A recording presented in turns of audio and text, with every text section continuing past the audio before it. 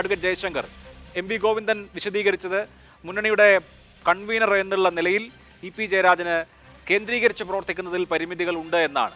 എന്തായിരിക്കും ആ പരിമിതി?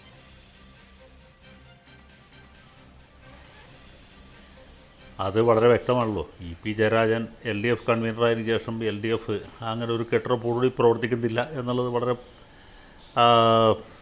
സംശയാതീതമായിട്ടുള്ളൊരു കാര്യമാണ്. ഞാൻ അദ്ദേഹത്തെ കുറ്റപ്പെടുത്തി പറയല്ല. LDF സംവിധാനം തന്നെ ഇപ്പോൾ പഴയ പോലെ ശക്തമല്ല.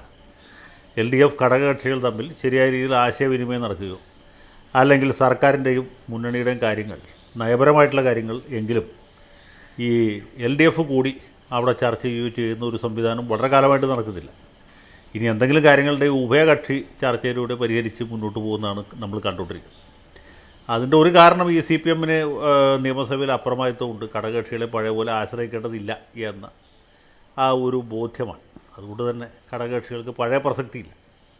CPI-യുമായിട്ട് മാത്രമേ ഉഭയകക്ഷി ചർച്ചയെങ്കിലും ഉള്ളൂ. മറ്റ് കക്ഷികളുമായിട്ട് CPM ആഗ്രഹിക്കുന്ന രീതിയിൽ ഇവർ പെരുമാറിക്കൊള്ളണം എന്ന രീതിയിലാണ് പോകുന്നത്. അപ്പോൾ അതുകൊണ്ട് സ്വാഭാവികമായിട്ടും മുന്നണി സംവിധാനത്തിന് പഴയ പോലെ ഒരു പ്രാധാന്യമില്ല.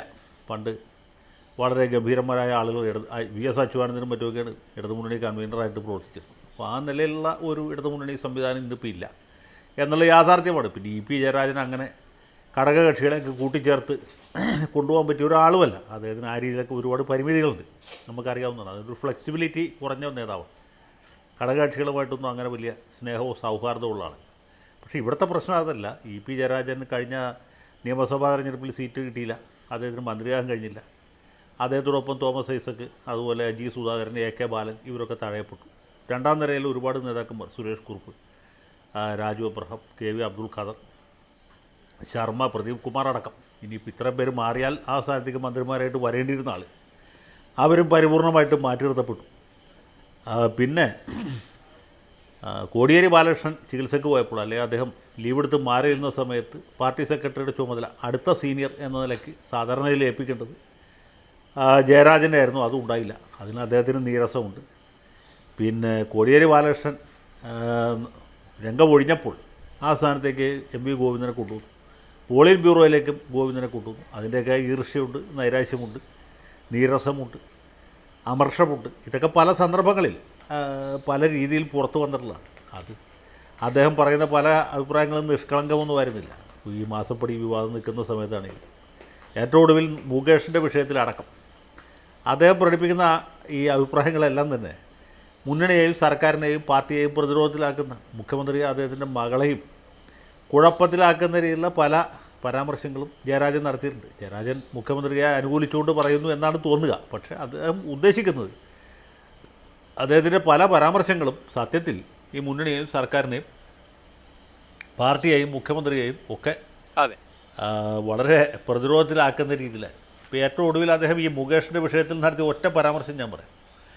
വിൻസെൻറ്റും എൽദോസും രാജിവെക്കട്ടെ, അപ്പോൾ മുകേഷും രാജിവെക്കും എന്നാണ്. അപ്പോൾ ഒരു കാര്യം വ്യക്തമായില്ലേ, മുകേഷ് ഏത് നിലയ്ക്ക് രാജിവെക്കേണ്ട ആൾ തന്നെയാണ്. മറ്റവർ രണ്ടുപേരും രാജിവെക്കാത്തതുകൊണ്ടാണ് ഇദ്ദേഹം രാജിവെക്കാത്തത് എന്ന് അദ്ദേഹത്തിൻ്റെ അഭിപ്രായത്തിൽ നിന്ന് വ്യക്തമായി.